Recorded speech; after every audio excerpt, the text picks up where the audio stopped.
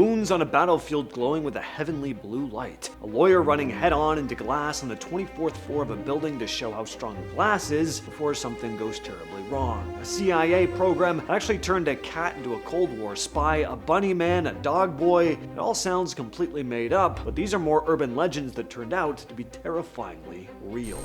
Legend goes that cruel, twisted strangers slip poison or razor blades into children's trick-or-treat bags. Parents check their kids' candy every year because of this. I mean, you should check. It's just the responsible thing to do, but some actually write poisoned Halloween candy off as a total myth. It isn't. Even though actual cases are incredibly rare, it has been known to happen. One of the most disturbing cases happened on Halloween night in 1974. A man named Ronald Clark O'Brien decided to take the life of his own son to collect a massive life insurance payout. To cover his tracks and to make it look like there was a random lunatic on the loose, O'Brien bought pixie sticks candy, opened them up, stuffed them with fatal doses of cyanide, and then stapled them shut. He gave one to his son, one to his daughter, and handed 3 out to random kids in the neighborhood. His son ate the candy and died before reaching the hospital. Thankfully, the other children didn't eat theirs. O'Brien, dubbed the Candyman by inmates, was rightfully executed in 1984.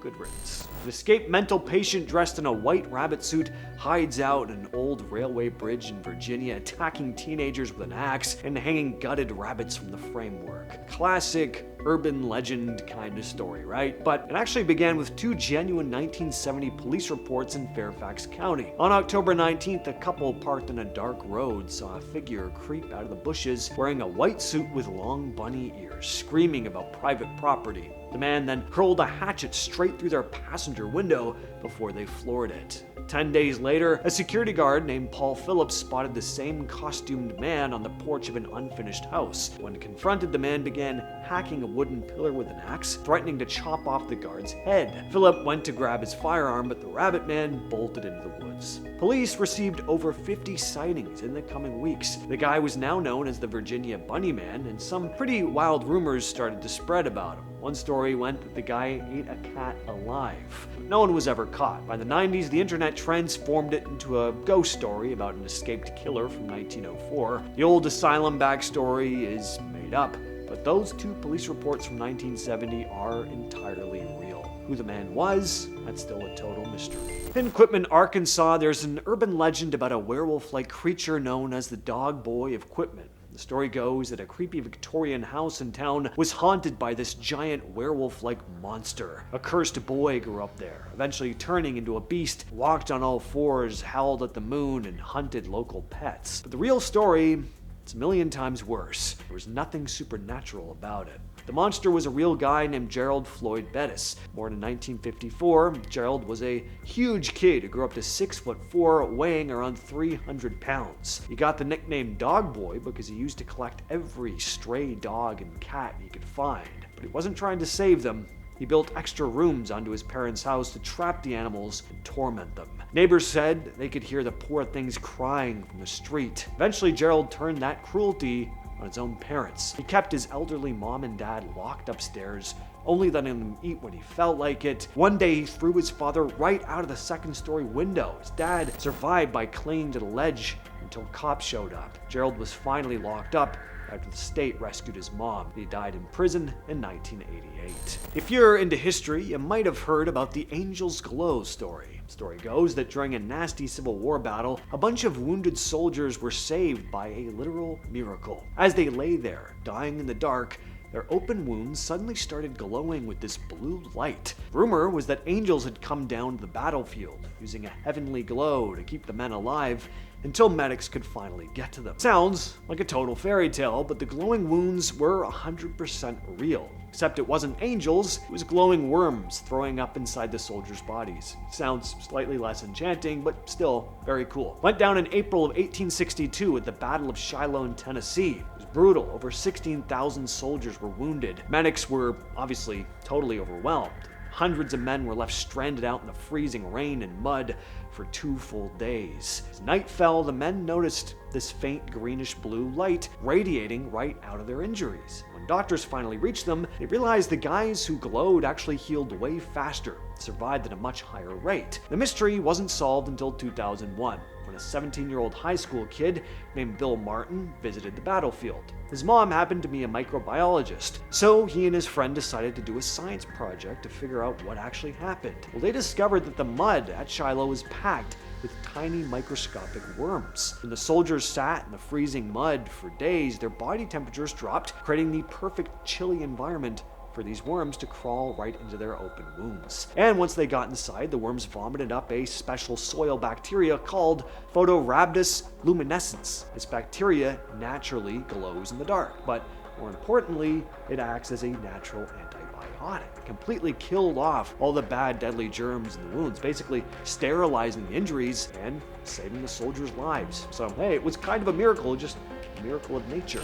We've all heard the vague urban legends about someone stumbling into their bathroom in the middle of the night, half asleep, lifting up the toilet lid, only to hear something splashing around inside, and then they look down and see a wet, frantic rat in the water. For decades, there have been stories of terrifying creatures lurking in city sewers. Most famous one is probably the classic myth about New Yorkers flushing baby alligators down their drains, creating this colony of giant gators beneath the streets. Luckily, most of that is fake. People may have flushed baby gators down the toilet, as cruel as that is, but alligators would freeze to death down there in the winter. But finding a live rodent swimming in a toilet bowl, that is absolutely possible. The toilet's drain pipes are usually at least 3 inches wide, which gives a rat plenty of room to move. They're drawn into the sewer lines looking for food scraps, and because they're expert swimmers who can hold their breaths for minutes, they have no problem navigating the pipes right into your home. In 1999, a woman in Petersburg, Virginia was actually bitten on the rear end by a rat that crawled up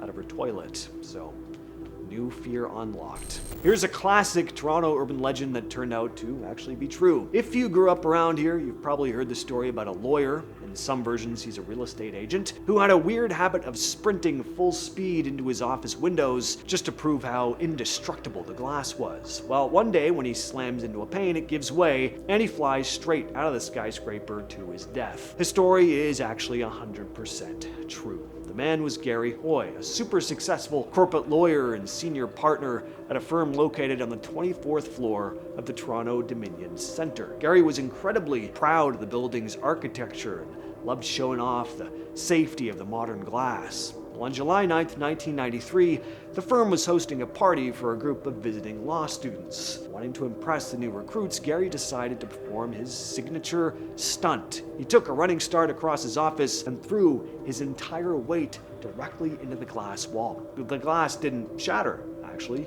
Instead, Gary hit the window so hard the entire pane popped right out of the steel frame. Gary and the massive sheet of glass plummeted 24 stories. He died instantly. Fun fact, back in high school, I was hanging out at a buddy's place, and we got to talking about this story, and his dad was like, yeah, it's true. I actually knew the guy. The CIA using cats as spies?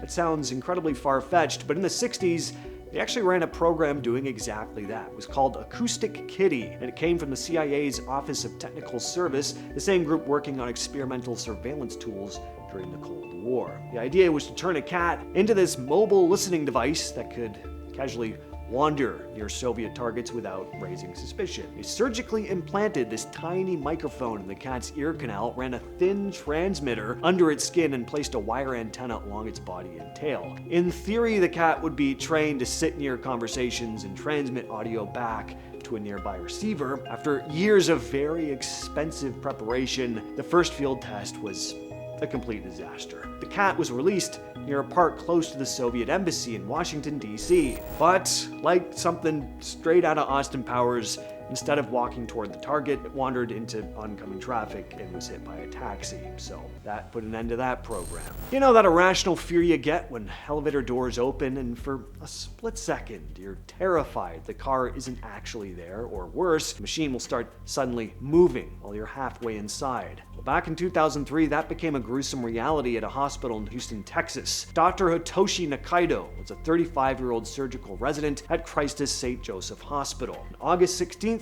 his colleague Karen Stenau was standing inside an elevator on the second floor, holding the door for him as he rushed to catch a ride. The elevator had actually been out of service for repairs just days before, but warning signs were gone, so they assumed that it was totally safe. Nakaido asked if it was working, and as he stepped forward, tried to shoulder his way through the closing doors. Normally, the sensors would force the doors back open, right? The elevator completely malfunctioned. Instead of stopping, the car immediately started rising with Nakaido still pinned right in the doorway. He tried to pull himself back, but he was completely trapped. As the elevator forced its way upward, Nakaido's head was crushed by the ceiling of the doorway. His body fell all the way down to the bottom of the elevator shaft, but the absolute worst part, his head fell backward right into the elevator car. Karen was trapped inside that broken lift with the remains of her colleague for over an hour before rescue workers could finally get her out. We've all heard the creepy urban legends about people hearing weird scratching or thumping noises inside their walls, assuming it's just mice, only to find someone was actually trapped in there. Well, in May 2011, this happened at a bank in Abbeville, Louisiana. The bank started renovating their empty second floor, and a construction worker went to tear down an old closed-off brick chimney. When he pulled on some fabric hanging from the chute, he was showered with old clothes and human bones. The police ran DNA tests, finally put an end to a 27-year-old mystery. The remains belonged to a 22-year-old guy named Joseph Schneider, completely vanished all the way back in January 1984. At the time, he was running from a minor stolen vehicle charge, so when he disappeared, his family just assumed that he'd skipped town to evade the cops. Instead, he'd gone up onto the bank's roof and tried to slide down the narrow chimney feet first. The pipe narrowed at the bottom, trapping his arms and pinning him. The bank sealed off the chimney from the outside later that decade, completely unaware that he was inside. So day-to-day life went on for nearly 3 decades at that bank, with staff and customers completely unaware there was a dead body inside the chimney.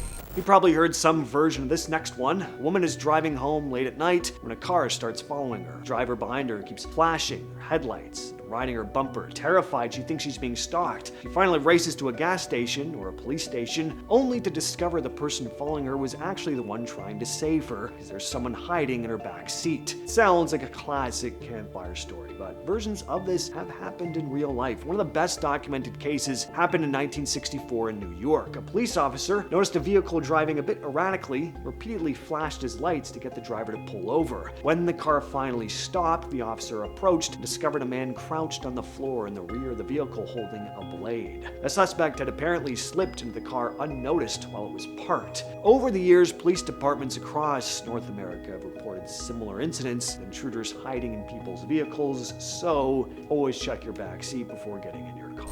And I'll leave it there. I've been your host, James, and I'll catch you, yes, you specifically,